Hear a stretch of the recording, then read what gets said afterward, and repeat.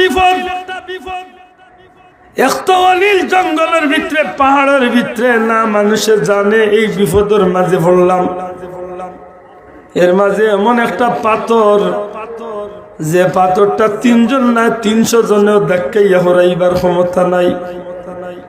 নির্ঘাত মৌতরে সামনে দেখতে পাইয়া, মৌত সামনে দেখতে পাইয়া মানুষগুলা এখনরে কয় ভাইয়ান, জীবনে যদি আল্লাহরে ডরাইয়া কোনো কাম করিয়া থাকো, তাইলে ওখানে মনে করিয়া আল্লাহর কাছে কাকুতি মিনতি করলে আল্লাহ যদি দয়া করিয়া আমরা এই গর্ত ধনে মুক্তি দিনতে মুক্তি পাইছি, নবদুবা এই জীবনে আর বাঁচবার কোনো সুযোগ নাই।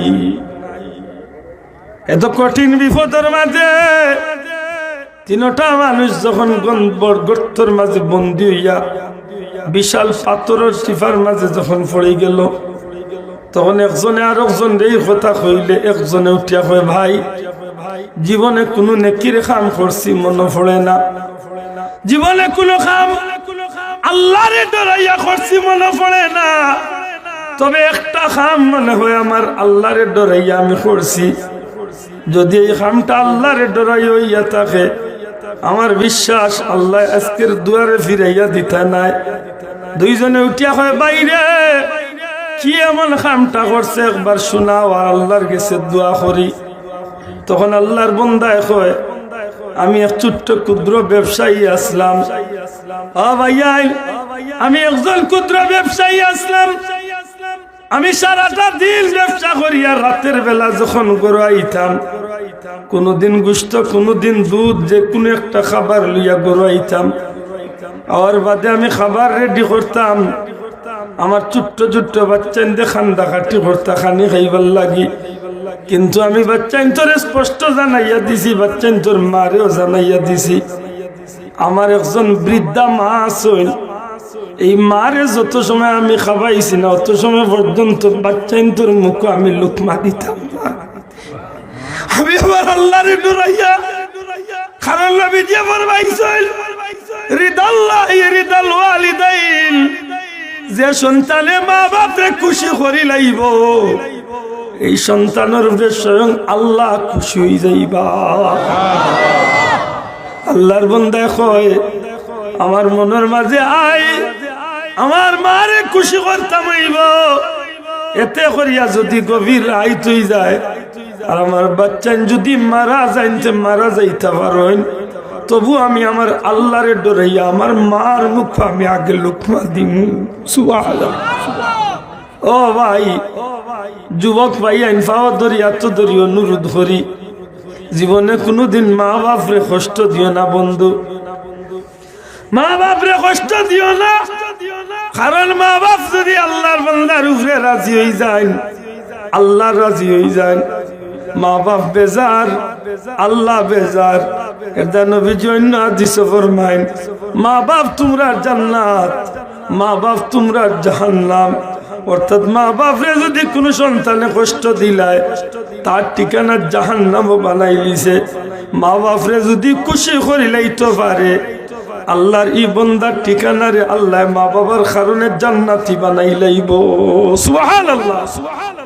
এই কারণে যুগে যুগে যত মানুষ আল্লাহর কাছে দামি বনছে, এর পিছন ইতিহাস লইয়া দেখুন, যান মা বাবার দোয়ায়ের আছে। সুবহানাল্লাহ। মা বাবার দোয়া আল্লাহর কাছে বড় মকবুল।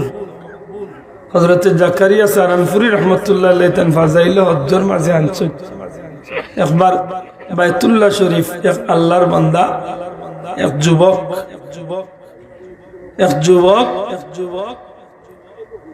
এক বৃদ্ধা মারে খান্দল লইয়া আর আল্লাহর গর্ত আফ করে। সুবহানাল্লাহ। বুড়া মারে খান্দল লইয়া আল্লাহর গর্ত তো আফ করা অবস্থায় 2টা হাত তুলিয়া খাল দেখো, আল্লাহ, ও আল্লাহ, তোমার নবী কইছেন মা বাপ খুশি হইলে তুমি আল্লাহ খুশি, মা বাপ বেজার হইলে আল্লাহ তুমি বেজার। মাবুদ গো, আমার মারে আমি খান্দর মাঝে লইয়া তোমার ঘরে খানছো আফ করিয়া, আমার বিশ্বাস আমার মা আমার উপরে খুশি রে মৌলা। আল্লাহ আমি গোলামর জিন্দগির গুনারে তুমি মাফ করিয়া দিলাও। এমত অবস্থায় মা বাচ্চার খালদর উপরে তোলে চিৎকার করে কয় আল্লাহ, ও আল্লাহ, তোমার নবী কইছেন মা বাপ খুশি হইলে তুমি আল্লাহ খুশি। মাবুদ গো, আমার বাচ্চা গুরুফে আমি মা বড় খুশি। আমার এই বাচ্চার উপরে, আমার এই কলিজার টুকরার উপরে আমি মা খুশি। ও আল্লাহ, দয়া করি আমার বাচ্চা গুরে তুমি কবুল করিলাও। হযরত উমর রাদিয়াল্লাহু তাআলা আনহু হযরত আলী রাদিয়াল্লাহু তাআলা আনহু রে ডাক দিয়া কইল, ভাই আলী রে, ও আলী, দেরি করিও না, তাড়াতাড়ি তোয়াফ লাগি যাই, তাড়াতাড়ি তোয়াফরাত লাগি যাই। আমার বিশ্বাস এই সন্তান আর মার খাতিরে আল্লাহ সমস্ত তোয়াফকারীরে আল্লাহ মাফ করিয়া দিলাইবা। বাইরে মা বাপ রে খুশি রাখেন জানো। মা বাপ যদি খুশি থাকেন দুনিয়া আখিরাতে আল্লাহ উজ্জ্বল করে লাইব। দুনিয়াত কোনোদিন ইজ্জত কমতো নাই, রিজেকর তঙ্গিত পড়তা নাই, কোনোদিন মানুষের দরজার ভিখারি হইতা নাই, মৌতর ঘাটে ইমান হারা হইতা নাই, ময়দানে মাশরাত বেইজ্জত হইতা নাই। ইজ্জতে ইজ্জতে আল্লাহ জান্নাতে পৌঁছাই দিব। আল্লাহ তুমি আমরা তৌফিক দিও, আমিন। আল্লাহর বান্দা কইল, ভাইয়া একদিন আমি বাজার তুলে ঘুরতে দেরি হয়ে গেছে, একদিন বাজার তুলে আইতে দেরি হইছে। এদিকে আমার ছোট্ট ছোট্ট বাচ্চা ইন্তেখানির লাগি ক্ষুধার যন্ত্রণা চটপট করা শুরু হচ্ছে। আমার বিবি আমারে কইলা, বাচ্চা নিন্তরে কি আগে খানি দেওয়া যায় নানি? আমি বিবিরে কইলাম, সাবধান, এমন কথা মুখে নিও না, কারণ আমার মা বাপ রে না মারে না খাওয়ানি পর্যন্ত আমি বাচ্চা তোর মুখ লুকমা দিতাম না। এমন হইছে বাচ্চা গুনতে কষ্ট করতে আছে, রাত্র গভীর হয়ে গেছে, বাচ্চা চিৎকার করিয়া কান্নাকাটি করিয়া বাচ্চা ঘুমাইবার উপক্রম। এর বাদে আমি মারে তুইয়া বাচ্চা তোর মুখ লুকমা দিছি না, আমার মার মুখ আমি লুকমা তুলিয়া দিছি, খাদ্য দিছি। মাবুদ গো, এই খাম খান যদি একমাত্র তুমি আল্লাহরে খুশি করিয়া থাকি গো মৌলা, তাইলে আজকের এই মহা মুসিবত, এই পাথরটা আমরা সামনে তো নেহরাইয়া তুমি আল্লাহ আমরা যাওয়ার ব্যবস্থা খান করিয়া দেও।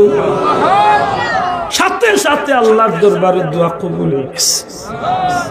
পাথরি গু এক জোড়া জায়গা পড়ছে, তবে 12 বার জুকা জমিন দেখা, আলো দেখার একটু সুযোগ হয়েছে। তাই উঠে হইলা, ভাইয়া আমার জীবনে ছোট্ট এক কাম আছিল, আল্লাহরে ডরাইয়া আমি হইলিছি, তোমরা আর একজনে উঠিয়া হইন, ভাইয়া আমার জীবনে আমার কোনো কাম নাই, আমার জীবনে কোনো কাম নাই, তবে একটা কাম বলে কয় আছে আল্লাহর দরবার, যে কামটা দুনিয়ার কোনো মানুষের ডরাইয়া নাই, একমাত্র আমার আল্লাহরে ডরাই এই কামটা করছি। কামটা গীতা, আমার ঘরে এক চাকর বেটা চাকরি করত, আমার ঘরে এক বেটা চাকরি করত। এক সময় বেটা তার চাকরির বেতন ফালাইয়া আমার গর্তনে গেছিল গি। বহুদিনের মাঝে এই মানুষটার গুরু ফিরিয়ায় না। আমি তার বেতনের পয়সা গুলারে নষ্ট না করিয়া এমনি নিজে খাজো না লাগাইয়া তার বেতনের টাকা দিয়ে আমি একটা ছাগলের বাচ্চা কিনছি। ও ভাই, আমি তার বেতনের হালাল পয়সা দিয়ে একটা ছাগল কিনিয়া রাখি দিছি মনের মাঝে, এই ছাগলে বাচ্চা দিলেও ইগুনটা তার হইব। তার অপেক্ষা করতে করতে করতে করতে করতে করতে বহুদিন গেছে গি। মাঠের মাঝে একটা ছাগল তো একটা মাঠ ভর্তি ছাগল হয়ে গেছে। হঠাৎ করে সেই চাকর বেটাটা আমার বাড়ি আইছে, আই আমার কয়, চাচা আমার বেতন গুণ ফালাইয়া গেছিলাম রে, আল্লাহর দয়া করিয়া আল্লাহর ওয়াস্তে আমার বেতন গুণ আপনি দেখবা। আল্লাহর বন্দায় তান দুইজন বন্ধুরে হুনাই হইল ভাই, আল্লাহর বান্দা আমার কাছে বেতন চাইছে, আমি তারে ছাগলের ফাল দেখাইয়া কইলাম যে মাঠে যত ছাগল আছে সবগুলা তোমার। এই যুবকটা উঠিয়া কইছে, আচ্ছা আমি গরিব মানুষ, আমার এনে একটা বিদ্রুপ করুন না জানো, আমার যে বেতন দি ছোট্ট একটা ছাগলের বাচ্চাও পাওয়া যাইব কিনা, দয়া করি আমার এনে একদম তামসা করুন না জানো।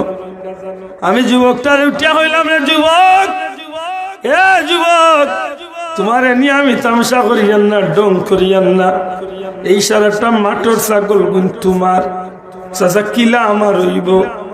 বাবারে তোমার বেতনের টাকা দিয়ে আমি একটা ছাগল খরিদ করছিলাম, এই এক ছাগল তো একটা হইয়া গোটা মাঠ ভরি গেছে।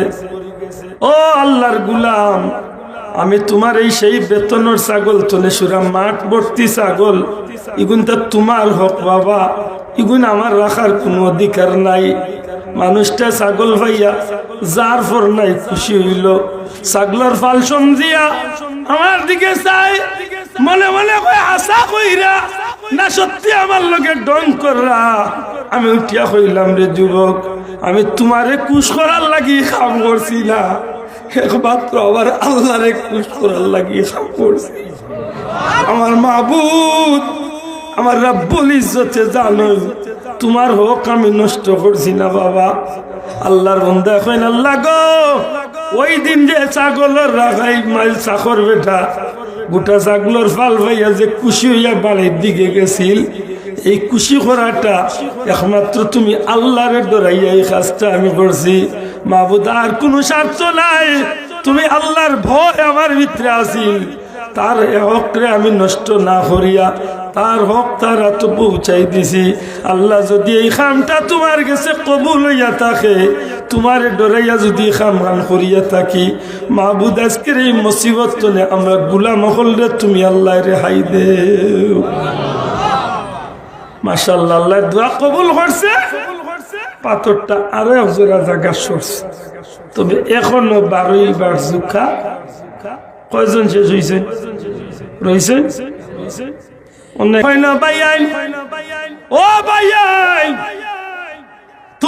তোমরা দুই কথা কইয়া জীবনে বহুত বড় ফায়দা মন্দ হইলা, আমার তো কিচ্ছু নাই, তবে একটা কাজ আছে। আমি আমার এক চাচার করে বইন্ডে বড় ভালো পাইতাম, বড় পছন্দ করতাম। আমার চাচার গর্বইন্ডে আমি বুক করার ইচ্ছা করতাম, কিন্তু কিছুতেই আমি সুবিধা করতে পারতাম না। একদিন আমার চাচার গর্বইন বিশেষ কোনো কারণে 200টা দিরহাম পয়সার লাগি আমার কাছে আইছে। আই আমারে কইল, ভাই আমারে 200টা দিরহাম দেওয়া যাইবনি।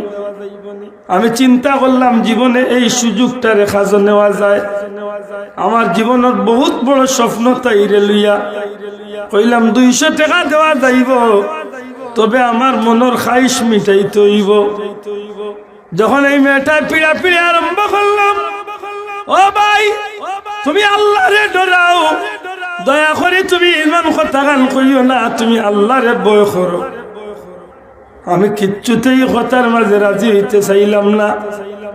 এমন কিছু বিশেষ কারণ হয়তো আছিল, যে কারণে 200 টাকার লাগি বা 200 দিরহামর লাগি বাধ্য হইয়া আমার কথায় রাজি হয়ে গেল। এক পর্যায়ে আমরা গুনার কাজে লিপ্ত হয়ে যাইম। আমার জমিনের মাঝে আটু গাল্লে লাগাই দিছে, গুনার কাম শুরু করে দিমু।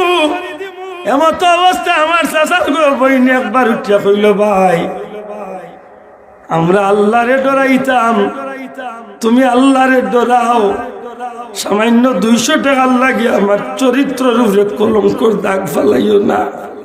ও ভাই আল্লাহরে ভয় করো। আমরা যে গুনার কাজ করতে যাইরাম, দুনিয়ার কেউ দেখেন না, আল্লাহ তো দেখেন। আল্লাহর বান্দা উঠিয়া কইল, ভাই ও বন্ধু বল শুনো, এই মেয়েটা আমার চাচার ঘরে বই, আমার জীবনের স্বপ্নের রানী যে মেয়েটা আছিল, এই মেয়েটা যখন এই কথাখান আমার শেষমেশ হইল যে দুনিয়ার কেউ না দেখলে তো আল্লাহ দেখরা, অতএব আমি যেন আল্লাহরে ডরাই, এই কথাখান উনার লগে লগে মুহূর্তের মাঝে আমার ভিতরে আল্লাহর খৌফ ঢুকি গেছে। আল্লাহর ডর ভয় ঢুকি গেছে। আমি উঠিয়া কইলাম, রে বোন, সত্যি আমি আল্লাহরে ডরাইলাম। বোনরে আমি ইখাজার করতাম না, অর্থাৎ গুনার খামার করতাম না। আমি আমার বোনরে কইলাম, বোন তুই জাগি। তাই কইল টেকা কি তা করবো? আমি কইলাম টেকাটা অতরে আমি আল্লাহর ওয়াস্তে দিলাইলাম। এই কথা গান কই আমার বোনরে আমি ছাড়িয়া দিলাইছি। আল্লাহর বান্দা কইল, আল্লাহ ও মাওলা, যদি এই দিন করে এই খাসটা একমাত্র তুমি আল্লাহরে ডরাইয়া আমি বাদ দিয়া থাকি, একমাত্র তুমি আল্লাহর ভয়ে যদি আমি এই গুনার কাজ চলে নিজরে বাঁচাইয়া রাখি, মাবুদ গো, আজকের এই মহা মুসিবত চলে আমরা গুলাম হলরে তোমার দয়া দিয়া তুমি রেহাই দেও। আল্লাহ বাত্তরটা সরাইয়া দেও। যেমনে খালি দোয়া খাই শেষ করছেন, সাথে সাথে আল্লাহর বান্দা হলর গর্তর মুক্তনে পাত্তর রিয়া তার লাগি রাস্তা আল্লাহ করিয়া দিলা।